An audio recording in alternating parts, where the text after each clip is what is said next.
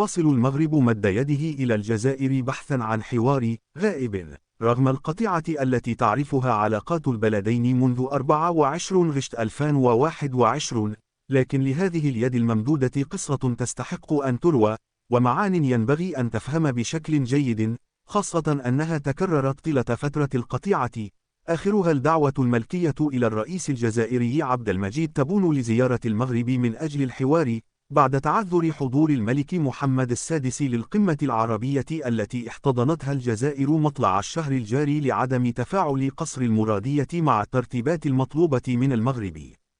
في هذا السياق، قال المحلل السياسي عبد الصمد بالكبير: يدنا الممدودة للجزائر من حديد داخل قفاز من حرير، هي ليست استعطافا أو ضعفا، بل على العكس من ذلك، هي يد عتيدة قوية جدا ومغلفة بتقليد دبلوماسي راسخ.